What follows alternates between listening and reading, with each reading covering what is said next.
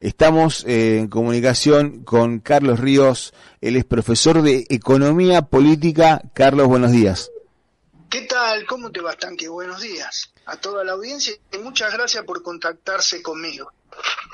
Bueno, Carlos, antes que nada, gracias a vos, nos vas a ayudar a comprender algunos de los fenómenos que afectan a nuestra economía y no manejamos al dedillo por qué nos afectan tanto. Mirá, te cuento una breve charla que tuve con una jubilada que nos va a introducir en lo que me decías.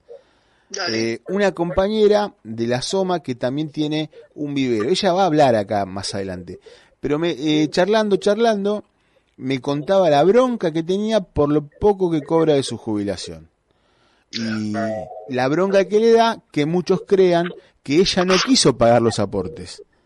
Y contaba que fue rural mucho tiempo en Jujuy, en una finca, y que cuando venían a inspeccionar a la finca, el patrón le decía que se esconda, ella, el marido, los hijos, que se escondan para que no los pasen como trabajadores. Dice, esos sinvergüenzas se quedaron con la plata de jubilación. Mejor descripción imposible. Así pasa en general con toda la riqueza material que producen los trabajadores del campo y de la ciudad y el conjunto del pueblo, que hace su gran aporte al proceso productivo, pero son los desconocidos, los que se considera que hay que sacrificar y sacrificar. Mirá, sí. A mí primero, en esos casos que vos decís, me gustaría en algún momento también escucharlos y conversar con ellos para comprender más en profundidad su realidad, porque vivimos en un país muy fragmentado. Yo me acordaba, hace poco se produjo el natalicio, el 31 de enero, de ese gran poeta, gran luchador, que fue Atahualpa Yupanqui. Y me acuerdo siempre de dos cosas. Hay una, y una la voy a adaptar, hay una que dice en las coplas del payador perseguido, una obra que hay que escucharla, sí o sí. Dice así: aunque mucho he padecido, no me engrilla la prudencia. Es una falsa experiencia vivir temblándole a todo. Cada cual tiene su modo. La rebelión es mi ciencia. Eso lo dice Atahualpa en El payador perseguido. Y hay otra que encaja con lo que vos me estabas contando y con lo que retomábamos nosotros. En una canción dice, lo voy a cambiar un poco el texto, porque la segunda parte es distinta, pero dice así: junté puñados de arena en mis manos bien cerradas. Con la riqueza realizada por mi trabajo, pasó igual. Abrí las manos y nada. Terrible. Terrible, porque nos tienen acostumbrados a un discurso que hay que desarmar sistemáticamente y que nos dicen que, por ejemplo, Milei dice que los héroes, los benefactores sociales son esos grandes empresarios, la mayoría del capital financiero, de capitales golondrinas que vienen acá a absorber la riqueza producida por nuestro pueblo, pero que en la práctica no ponen nada de nada, porque la riqueza se produce por la fusión de dos cosas. Tiene una madre y un padre. La madre es la naturaleza misma, la Pachamama, la tierra. Y el padre, que es la clave de la construcción de todo, es el trabajo productivo. Y entonces los que generamos el trabajo productivo, los que generamos la riqueza, no recibimos prácticamente nada y cada vez más ajuste. Y en cambio los parásitos que absorben la riqueza social, esos tienen su paraíso, su verdadero paraíso en la Argentina, no de ahora, pero que se ha agudizado al extremo con esta política. cuyo alineamiento, ustedes creo que lo han mencionado en otros casos, es claro. Es un eje que parte de los yanquis, está el Reino Unido que usurpa nuestras queridas Islas Malvinas, y el genocidio que lleva adelante el Estado de Israel a través de Netanyahu, que está masacrando al heroico pueblo palestino. Entonces, tenemos que dar vuelta a esa lógica. Y te digo, por el caso de esta conversación que salió con esta mujer, ella preguntaba, un poco con bronca y un poco con autorreferencia, ¿dónde está la plata de mi jubilación? ¿Quién se la llevó? O sea, ¿quién? Y bueno, charlamos del ajuste, de Milei, pero ¿quiénes son esos parásitos que comentabas, Carlos? Buena pregunta, porque otro de los ejes del discurso de Milei, desde el principio y más ahora, es que no hay plata. Dice, no hay plata, no hay dólares, no se puede, deja a la Patagonia a la merced del fuego, hace un desastre, a los niños no da alimento en los comedores, a los jubilados le ha recortado un 30% o hasta un 40% de sus ingresos, no le da los medicamentos, bueno, un sinnúmero. A la gente que necesita medicamentos oncológicos los deja morir. Con el mismo argumento, no hay plata, no hay dólares y hay que llevar el ajuste hasta el hueso. Nosotros decimos por el contrario, enfáticamente, que hay dólares y que hay pesos. Pero la pregunta clave que te hacía esa compañera es en manos de quién están esos recursos. ¿Quiénes son los que se llevan la parte del león sin producir nada, en forma parasitaria? Por eso yo le llamo el club de los parásitos económicos. En ese sentido, hay que poner que en primer lugar, a partir de la dependencia y a partir del reinado todopoderoso del latifundio en el campo, en primer lugar está el llamado capital financiero, el tema de la deuda, que nos sigue endeudando en forma brutal. Recordemos que el endeudamiento del año pasado, la parte legal estoy hablando, hay otra parte porque el reino de la truchada es Milei.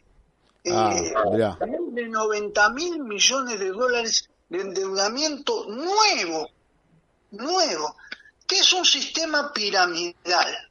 Por eso necesitan dólares y por eso buscan, bajando las retenciones a los exportadores, que liquiden, que afluyan dólares, le hace escupir los ahorros a quienes han hecho un pequeño ahorro en dólares, y sobre todo buscan que el Fondo Monetario le dé un nuevo crédito.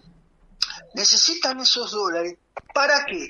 Para apalancar las ganancias, para empujar para arriba a las ganancias de los dólares especulativos que entraron desde el principio de este gobierno, ajustándose en base a la inflación. Han ganado una cantidad enorme. No voy a dar cifras a lo mejor para no marear, pero una sola te voy a decir. A ver. Los 22.000, al principio entró un flujo muy grande. Después se fue reduciendo y en promedio en un momento daba 10.000 millones de dólares por mes de endeudamiento nuevo, sea en pesos o en dólares. El tema está expresado en dólares, pero hay pesos también. Ese endeudamiento inicial, que fue de 22.500 en el mes de diciembre-enero, al año 2024 generó solo de intereses, no estoy hablando de esos 22.500, de intereses parasitarios generó 30.000 millones de dólares, o sea, más que se duplicó en el término de un año. A ver, para que nos quede claro, porque él gana diciendo que Argentina no iba a gastar más de lo que recaudaba. Él gana diciendo que el ajuste y la emisión monetaria y que muchas cosas que provocaban la inflación las iba a cortar, y por eso corta gran parte del gasto público, que no es gasto, son derechos. Vos decís que en enero febrero él asumió y a las pocas semanas estaba pidiendo plata prestada. Claro, el tema fue así, mirá. Sintéticamente, vamos a tratar de a ver si se puede explicar de una manera clara. El gobierno que se fue dejó una deuda en el Tesoro, en vez de tener reservas positivas, netas positivas, dejó 11.000 millones de dólares en contra. Negativo. ¿Cuánto tenemos hoy? 11.000 millones de dólares de negativo de nuevo. No se juntó nada positivo, o sea, las reservas que hay son por los créditos otorgados, por ejemplo, el swap con China, o los encajes de los depositantes privados. Están usando ese dinero. Pero bien, dejó 11.000 millones de dólares y dejó otro tanto importante de deuda. ¿Qué hizo este gobierno? A través de Caputo y Bausili, que son dos timberos, fueron a Manhattan, más precisamente, de donde tienen ellos una consultora muy importante, llamaron a los grandes capitales, a los fondos buitre, a los grandes inversores, y dijeron: tenemos el negocio redondo para ustedes, tienen que traer los dólares, con esos dólares los pasan a pesos, compran títulos públicos, deuda pública que se va a ajustar por la inflación, y con eso van a ganar millones y millones. Efectivamente, pensemos en el primer mes nada más. Los tipos trajeron dólares, los pasaron a pesos, luego esos pesos compraron títulos públicos ajustados por inflación, y al terminar ese mes, el mes de diciembre, para ser preciso, el mes de diciembre tuvieron una ganancia de casi menos el 2%, del 25%, o sea, le quedó neto 23% en dólares de ganancia neta en un mes. ¿Estamos claros? Por cada 100 dólares que trajeron, pasaron a tener 125 dólares. Una locura. Entonces es un saqueo, es un sistema. El sistema de la deuda es un sistema piramidal, como el de Cositorto, como el que pasó en San Nicolás y en otras ciudades. Necesita de nuevos y nuevos capitales que vayan afluyendo para la famosa bicicleta financiera o el carry trade, como se le dice. Ese es el tema de fondo del endeudamiento. Y es una consecuencia de la dependencia. Hay una sola cosa de lo que dijo recientemente Milei que es cierta, pero saca cualquier conclusión de ello, es que la Argentina en realidad es un país acreedor a nivel mundial. ¿Por cómo que eso de acreedor? Nosotros somos grandes deudores y resulta que somos acreedores. Sí, somos acreedores porque está demostrado que hay casi un PBI entero fuera de la Argentina, producido acá, pero llevado afuera, a los paraísos fiscales, a las guaridas fiscales, en donde están localizados esas ganancias en dólares. Para poderle llevar las ganancias que hacen en peso a dólares, se endeudan. Y se endeudan, necesitan dólares. Porque todas las ganancias que hacen aquí, los monopolios imperialistas, los grandes terratenientes, que se llevan entre 10.000 a 15.000 millones de dólares anuales, más el capital financiero que se lleva, según el presupuesto para el año 2025 se van a llevar 55.000 millones de dólares, necesitan, cuando tienen pesos, volver a dólares. Y para eso traen el endeudamiento, es como ya lo hizo Macri, para que los tipos puedan fugar su dinero que está en pesos, pero llevarlo a a dólar previamente. No sé si me explico, es un tema... Sí, a ver, los cambian acá, esas empresas, esos parásitos que vos decís acá en Argentina, se llenan de pesos, pero para llevarlos a sus países de origen, el país tiene que pedir un préstamo, recibir dólares y esas empresas comprar esos dólares y llevárselos. Y comprarlos barato, como pasa ahora. Eso es exactamente el mecanismo. Por eso sí hay varios gráficos, pero hay uno muy interesante de un libro que se llama Endeudar y Fugar, hecho por alguien que tiene cosas importantes, que falleció hace poco, un referente para muchos sectores, que era Eduardo Basualdo. Él hizo un cuadro muy simple en donde van paralela y se juntan el endeudamiento con la fuga de capitales. Es decir, el endeudamiento y el dólar planchado es una condición necesaria para producir la fuga de capitales. Bien, y Carlos, yo para graficar esto y por ahí lo que está del otro lado lo podemos ir consultando, masticando, pueden mandar sus mensajes al 221-656-1056 y volvemos a pasar fragmentos de esto. Pero un tema, porque ahora viene toda una campaña, sobre todo dirigida por este gobierno y apalancada, como usaste vos, por el anterior gobierno de Macri, de que es bueno ir a pedirle plata al fondo. Estos 11.000 millones que quieren traer ahora van a ser, son signo de que a Argentina le va bien, porque le va bien le prestan para que crezca. ¿Alguna vez eso fue real? ¿Resultó que nos hayan prestado para un crecimiento del país? Nunca. Si hay algo que demuestra la historia, es que nunca. Por eso, muchos, gobiernos populares salieron del fondo, no entraron nunca. Es el caso de lo que hizo parcialmente el primer gobierno peronista y el segundo.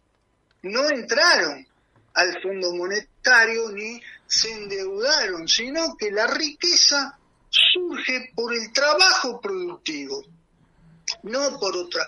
Y el problema de conseguir los capitales es evitar el drenaje de lo que producimos.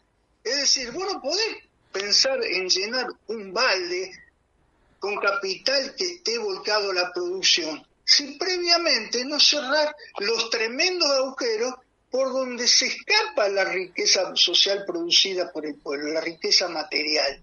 Si vos no cortás este flujo de dinero, en el caso del capital financiero y la deuda de 55.000 millones para el 2025, si no cortás que los monopolios que ganaron plata aún con la pandemia y siguen ganando plata, porque algunos dicen, no, pobrecito, también ellos sufren. Sí, una parte, la industria nacional, los que viven del consumo interno, sí, se la ven negra. Pero los monopolios que deciden los precios, los que mandan en el país, se van a llevar, como ha sucedido, una ganancia extraordinaria, por encima de lo normal, de 20.000 millones de dólares. Otro tanto se va por las barrancas del río Paraná, como han demostrado los estudios extraordinarios del libro de Luciano Orellano, y lo que se llevan los terratenientes, los que se llevan los parásitos, los que no producen nada pero exigen su porción. Si nosotros recuperamos eso, no necesitamos endeudarnos. Porque vamos a tener nada más que en esos 4 rubros, el capital financiero, lo que se lleva el capital, lo que se llevan los monopolios imperialistas, lo que se llevan a través de el Paraná y los que se llevan los terratenientes, ahí nomás tenemos la quinta parte de toda la riqueza que produce el país, el llamado Producto Bruto Interno. Son 100.000 millones de dólares. O sea que ahora están entregándole todo el país por 10.000 o 20.000 millones, pero hay 100.000 millones, ¿no?, que es el elefante que no lo quieren ver. Miran al piojo, al ratón, y no ven al elefante que está depredando la riqueza argentina. Si nosotros no tapamos esos agujeros, jamás vamos a conseguir adquirir el dinero necesario para transformarlo en capital productivo y hacer que se produzcan bienes y servicios.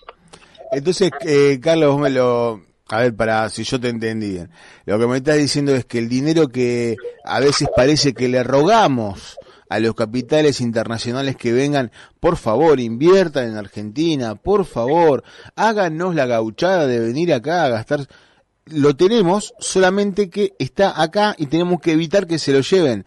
Exactamente, y se lo llevan los mismos a los cuales se les va a pedir el favor, porque para Milei, no olvidemos, son héroes, son benefactores sociales, los Elon Musk, el Fondo Monetario, todos esos no son benefactores sociales, son parásitos. El que produce y que tiene que estar orgulloso de su producción, pero como dice Atahualpa, cuando abre las manos no le queda nada. Ese es el trabajador, el que debe dar impulso a una nueva Argentina, donde las cosas se pongan en su lugar, donde el que genera la riqueza viva dignamente. Y te voy a decir una cosa, porque hay cosas que son contradictorias, y en ese sentido por ahí es positivo. Nosotros tenemos una deuda, dijimos, el nuevo endeudamiento de Milei para el año pasado, no digo este año todavía, para el año pasado fue más de 93.000 millones de dólares, una cantidad imposible de pensar casi. Ahora bien, separando de ese dinero los pequeños y medianos ahorristas, que serán, exagerando, 20.000 de esos 90, te quedan 70.000 millones de dólares. Si nosotros hacemos una reforma monetaria en donde se vuelque el Estado, pero un Estado popular, no este oligárquico imperialista, un Estado popular que hay que crearlo con la lucha desde abajo, con las coordinadoras, ese Estado lo que hace es tomar ese dinero y volcarlo, decirle, miren, no lo van a perder, pero en lugar de estar especulando, la única posibilidad que tienes es invertirlo en el trabajo productivo, generar puestos de trabajo, producir bienes y servicios, y así, sin necesidad de emitir, sin necesidad de generar inflación, podríamos crear un círculo virtuoso, en donde ese dinero volcado a la producción produzca bienes, y esos bienes vayan a parar a las manos de los más necesitados para mejorar las condiciones de vida de nuestro pueblo. Entonces, en esa contradicción podemos aprovecharla.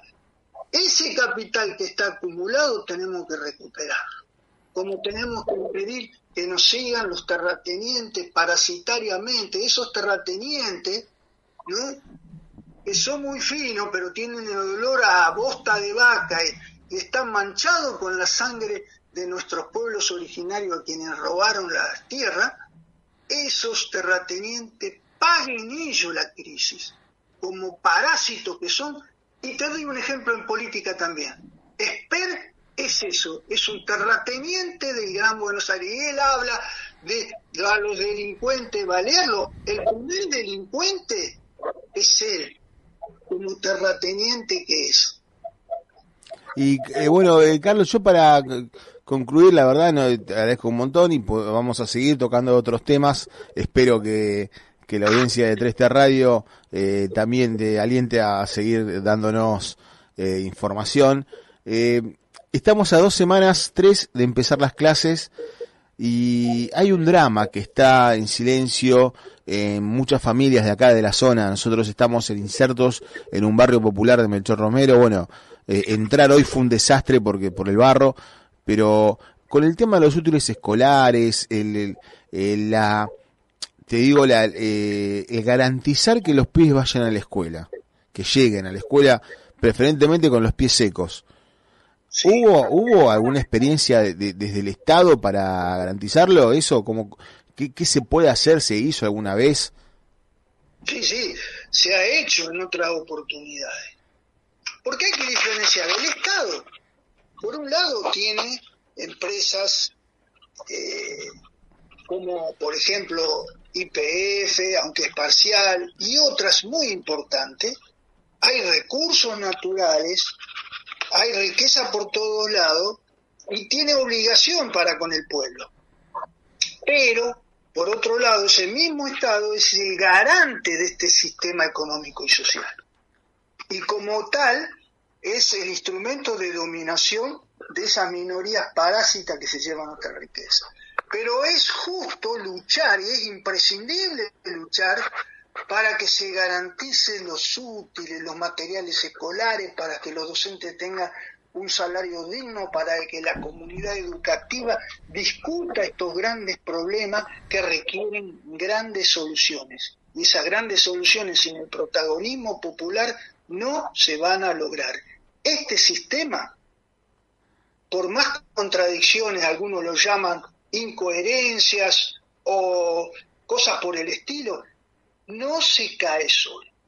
Este sistema no se cae solo, porque siempre tienen una solución a mano. ¿Cuál es la solución que tienen a mano?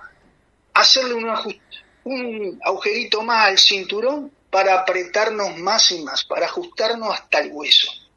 Entonces, es necesario luchar por eso, y unir esas luchas con las de los docentes que necesitan salarios dignos. Ahora, olvidémonos de que ellos, por las buenas, cumplan su obligación. Tenemos que luchar para eso. Tenemos que cimentar todo, ¿no? Como decía, como dice lo que mencioné antes, es una falsa experiencia vivir temblándole a todo.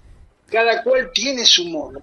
La rebelión es mi ciencia. Esa es la ciencia de la rebelión, la que tiene que adoptar nuestro querido pueblo para dar vuelta a la tortilla, y que en lugar de pagar el ajuste, la paguen los parásitos que Milei llama héroes. Bueno, Carlos, muchísimas gracias. ¿Algo que te haya quedado el tintero para decir que no pueda faltar? Hay muchas cosas. Hay muchas cosas. Bueno, para la próxima entonces. Para la próxima entonces. Pero primero quiero felicitarlos a ustedes por lo que están haciendo y agradecerles la posibilidad de poder platicar, hablar con ustedes. Los agradecidos. Hay tanta mentira que hay que desbrozar el campo, hay que, viste, como cuando en la siembra primero hay que sacar la maleza, hay que despejar la tierra, hay que despejar la tierra de mentira y dejar bien en claro una cosa: los que generamos la riqueza productiva, la riqueza material, que va desde un automóvil hasta un vegetal, hasta una hortaliza, hasta una verdura, somos nosotros, los trabajadores, y ellos son los parásitos que nos gobiernan. Muchísimas gracias, Carlos. Será hasta la próxima. Y bueno, allí ha pasado por los micrófonos de 3T Radio Carlos Ríos. Él es profesor de Economía Política y nos estuvo contando acerca de lo que Argentina debe o le hacen deber y cómo podemos ir conociendo un camino para liberarnos de esos parásitos.